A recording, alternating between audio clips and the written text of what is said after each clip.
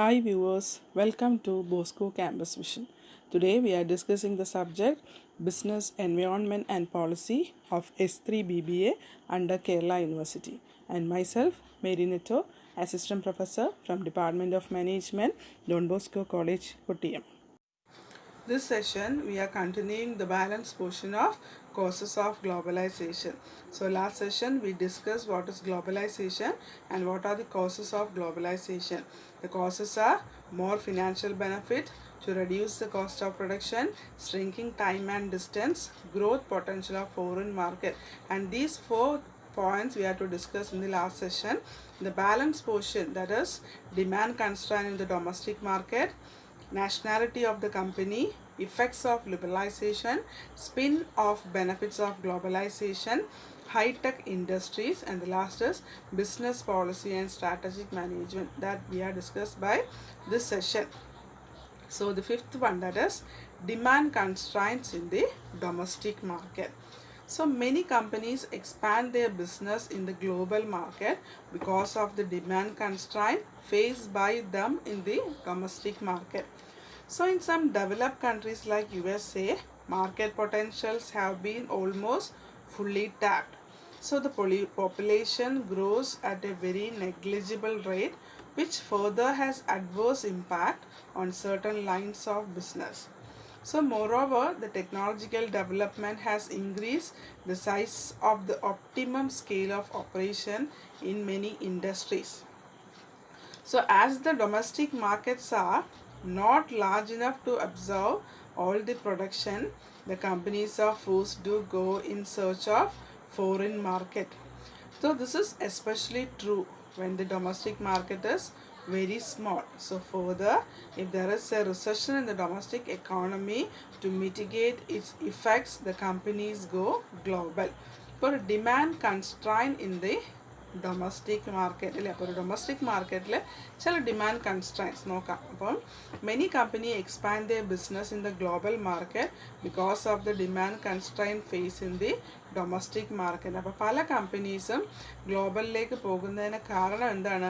ചില പ്രോബ്ലംസ് അല്ലെങ്കിൽ ഒരു ഡിമാൻഡ് കൺസ്ട്രൈൻറ്റ് ഫേസ്ഡ് ബൈ ഒരു ഡൊമസ്റ്റിക് മാർക്കറ്റിൽ ചില ഡിമാൻഡ് കൺസ്ട്രൈൻറ്റ്സ് ഉണ്ടായതുകൊണ്ടാണ് അവരെന്ത് ചെയ്യുന്നത്? ഗ്ലോബലിലേക്ക് തൻ്റെ ബിസിനസ് കൊണ്ടുപോകുന്നത്.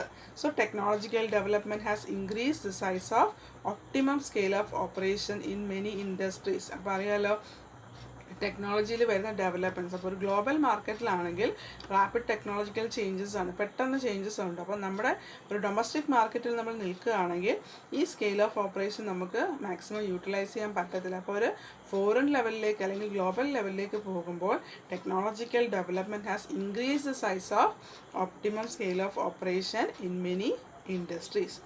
So as the domestic market are not large enough to absorb all the production, the companies are forced to go in search of foreign market. അപ്പം ഈ ഒരു പ്രോബ്ലം തന്നെയാണ് പല കമ്പനീസിനെയും ഡൊമസ്റ്റിക് മാർക്കറ്റിൽ നിന്ന് എങ്ങോട്ട് പോകുന്നത്? ഒരു ഫോറിൻ മാർക്കറ്റിലേക്ക് കൊണ്ടുപോകുന്നത്. അതുകൊണ്ടാണ് അതിനെ demand constraint in the domestic market എന്ന് പറയുന്നത്.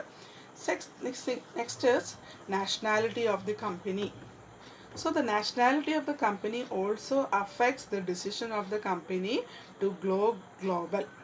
So the companies of the country where there is a political instability may choose to go the countries where there is politically stable. അപ്പോൾ ഒരു കമ്പനിയെ സംബന്ധിച്ചോളം എന്താണ്?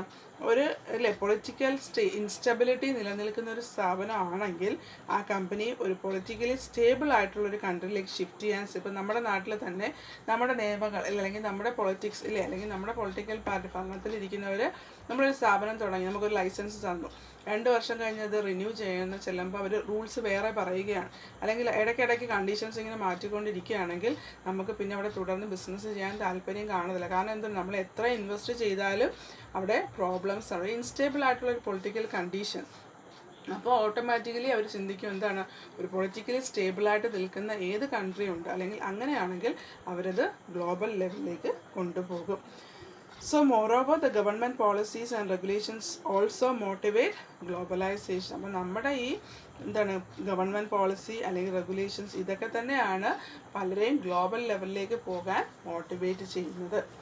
So many governments give number of incentives and other positive support to domestic company to export and invest in foreign companies. അപ്പം നമ്മുടെ government തന്നെ ഇപ്പോൾ നമ്മൾ ഇൻഡസ്ട്രിയൽ പോളിസി ആക്ട് ഒക്കെ പഠിച്ചിട്ടുണ്ട്. അപ്പോൾ അതിൽ ലിബറലൈസേഷൻ വന്നപ്പോഴാണ് ശരിക്കും എന്താണ് ഇന്ത്യൻ കമ്പനീസ് ഗ്ലോബൽ ലെവലിലേക്ക് പോകാൻ തുടങ്ങി. അപ്പോൾ ഗവൺമെൻറ് തന്നെ എന്താണ് ഇപ്പോൾ നമ്മൾ ഒരു സ്മോൾ സ്കെയിൽ ഇൻഡസ്ട്രിയാണ് തുടങ്ങുന്നതെങ്കിൽ അവർക്ക് എക്സ്പോർട്ട് ഓറിയൻറ്റഡ് യൂണിറ്റ്സ് സർക്കാർ പ്രൊമോട്ട് ചെയ്യുന്നുണ്ട്. എന്താണ് കൂടുതൽ പേർക്ക് ഗ്ലോബൽ ലെവലിലേക്ക് തന്നെ പ്രോഡക്ട്സ് കൊണ്ടുപോകാൻ പറ്റണം. അപ്പോൾ അങ്ങനെയാണെങ്കിൽ ഗവൺമെൻറ് തന്നെ എന്താണ് ചില ഇൻസെൻറ്റീവ്സ് അല്ലെങ്കിൽ ഒരു ഡൊമസ്റ്റിക് കമ്പനീസിനെ ഒരുപാട് സപ്പോർട്ട് ചെയ്യുന്നു. എന്തിനാണ് അവരുടെ പ്രോഡക്ട്സ് എക്സ്പോർട്ട് ചെയ്യാനും അല്ലെങ്കിൽ ഒരു ഫോറിൻ കമ്പനിയിലേക്ക് ഇൻവെസ്റ്റ് ചെയ്യാൻ.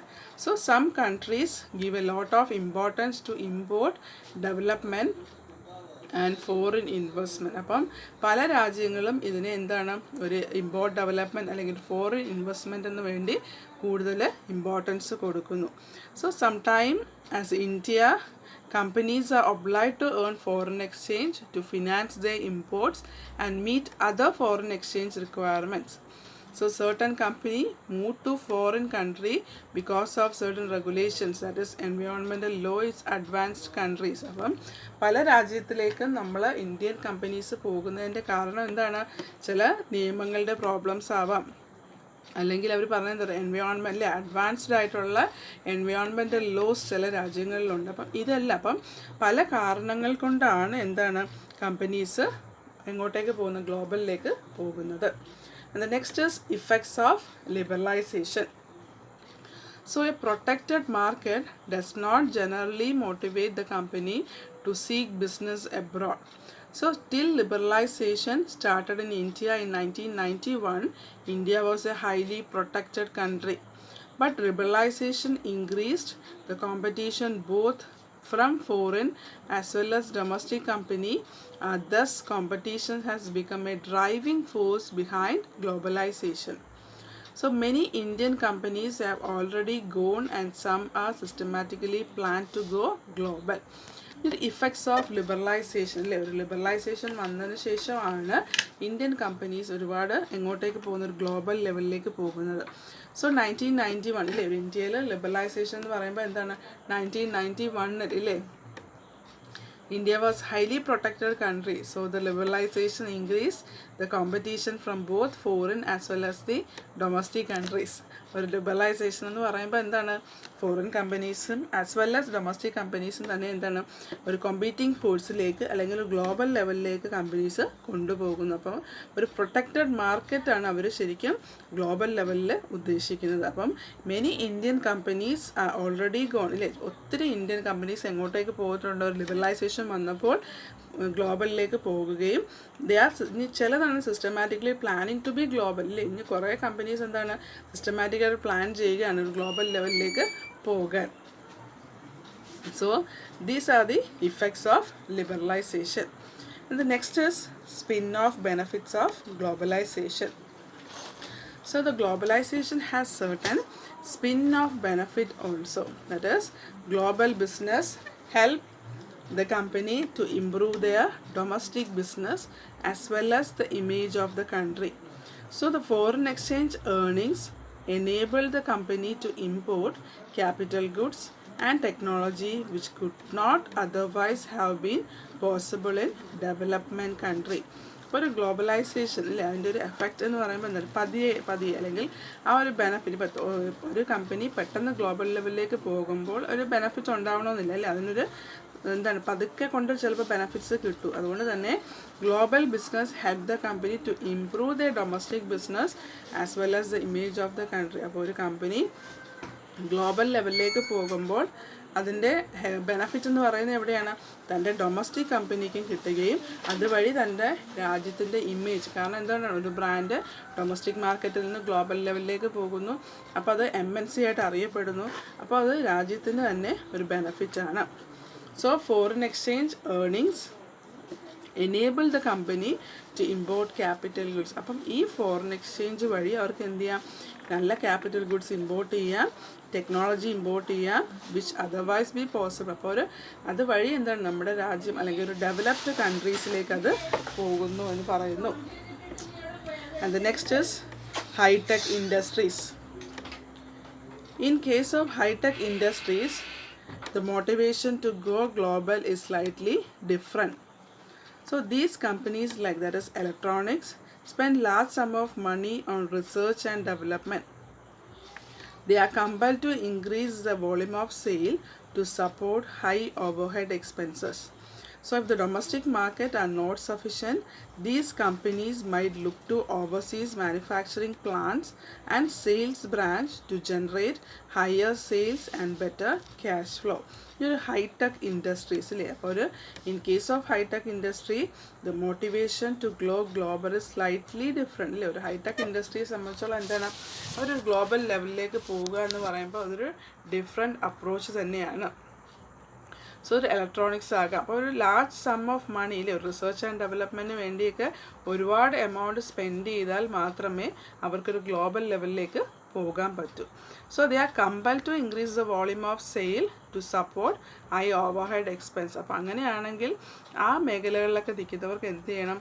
അവരുടെ വോളിയൂം ഓഫ് സെയിൽസ് കൂട്ടണം. എന്നാൽ മാത്രമേ അവർക്ക് എന്ത് ചെയ്യും അത് അല്ലെങ്കിൽ ഗ്ലോബൽ മാർക്കറ്റിലേക്ക് പോകാൻ പറ്റൂ. So if the domestic market are not sufficient, these companies might look to overseas manufacturing plant and the sales brand to generate high sales and better cash flow. അപ്പം ഈ ഹൈടെക് ഇൻഡസ്ട്രീസിന് അല്ലെങ്കിൽ അവർക്ക് ഡൊമസ്റ്റിക് മാർക്കറ്റിൽ sufficient ആയിട്ടുള്ളൊരു capital അല്ലെങ്കിൽ profit ഇല്ല എന്നുണ്ടെങ്കിൽ they forcefully manufacture the plants in oversea അല്ലെങ്കിൽ സെയിൽസിൻ്റെ ബ്രാഞ്ചസും അല്ലെങ്കിൽ മാനുഫാക്ചറിങ് യൂണിറ്റ്സൊക്കെ തന്നെ എവിടെയാണ് ഓവർസീസിൽ തുടങ്ങുക. എന്നിട്ട് അവിടെ അവർ എന്ത് ചെയ്യണം? കൂടുതൽ സെയിൽസ് ഉണ്ടാക്കുക, നല്ലൊരു ക്യാഷ് ബെനിഫിറ്റ് ഉണ്ടാക്കിയെടുക്കുക. അതാണ് ഒരു ഹൈടെക് ഇൻഡസ്ട്രീസ് ഗ്ലോബലിലേക്ക് പോകാനുള്ള കാരണം. And the last is business policy and strategic management. The business policy of some companies stress upon the systematic and growing globalization of the company. That is, such companies are truly global as their basic objectives are growth, need to become competitive, need to diversify, and to gain the strategic benefit of internationalization. So these companies consider the entire world borderless and A single market. അപ്പോൾ പറയുന്നത് ഒരു ബിസിനസ്സിൻ്റെ policy strategic management അല്ലേ? ബിസിനസ്സിൻ്റെ policy അനുസരിച്ച് നമ്മൾ എന്ത് ചെയ്യണം? സ്ട്രാറ്റജി എന്ന് പറഞ്ഞാൽ എന്താണ്? ടാറ്റിക്സ് ആണ്, തന്ത്രങ്ങൾ ചെയ്യണം. സോ ഒരു business policy of some companies stress upon the systematic and growing globalisation. അപ്പോൾ ഒരു ബിസിനസ്സിൻ്റെ പോളിസി എപ്പോഴും എങ്ങനെ ആയിരിക്കണം എന്ന് പറഞ്ഞാൽ സിസ്റ്റമാറ്റിക് ആയിട്ട് തൻ്റെ സ്ഥാപനം ഗ്ലോബൽ ലെവലിലേക്ക് വളരാൻ വേണ്ടി ആയിരിക്കണം ബിസിനസ് പോളിസി നമ്മൾ കൂടുതൽ ശ്രദ്ധിക്കേണ്ടത്. So some companies are truly global ഇല്ലേ? ചില കമ്പനികൾ എങ്ങനെയാണ്? ശരിക്കും ഗ്ലോബൽ ലെവലിലാണ്. There are basic objectives. അവരുടെ ബേസിക് ഒബ്ജക്റ്റീവ്സ് തന്നെ എന്താണ്? ഗ്രോത്ത് അല്ലെങ്കിൽ നീഡ് ടു ബിക്കം കോമ്പറ്റേറ്റീവ് ഇല്ലേ? നല്ല രീതിയിൽ കോമ്പറ്റേറ്റീവ് സ്റ്റേജ് അല്ലെങ്കിൽ ഫസ്റ്റ് ലൈനിലേക്ക് എത്തുക. And need to diversify and gain the strategic benefits of internationalisation. അപ്പോൾ ഒരു രാജ്യത്തിന് അല്ലെങ്കിൽ പല രാജ്യങ്ങൾ ബിസിനസ് ചെയ്യുമ്പോൾ ഓരോ രാജ്യത്തിൻ്റെയും ബെനഫിറ്റ്സിനെ മാക്സിമം സീസ് ചെയ്യുന്നവരായിരിക്കണം ഒരു MNC എന്ന് പറയുന്നത്. And these companies consider the entire world borderless and single market. അപ്പം ഈ കമ്പനീസ് എല്ലാം തന്നെ മൊത്തത്തിൽ ഒരു എൻറ്റയർ വേൾഡിനെ എങ്ങനെയാണ്? ബോർഡർലെസ് ഇല്ലേ? അതായത് അവർക്ക് ബോർഡറുകളില്ല, എല്ലാം അവരുടെ സിംഗിൾ മാർക്കറ്റാണ് ചിന്തിച്ചുകൊണ്ടാണ് അവർ ബിസിനസ്സിലേക്ക് ഇറങ്ങുന്നത്. അതുകൊണ്ടാണ് business policy and strategic management stress upon the systematic and growth of globalization of the company എന്ന് പറയുന്നത്. Clear with the point? So today we discussed the balance portion of the causes of globalization, and so we finished the portion of causes of globalization with the two last sessions. That is, causes may be of 10 types. We are already discussed the 10 causes, 4 in the last session and balance in this session. I hope you are clear with the portion. So prepare well, study well. This is the end of today's session. Thank you.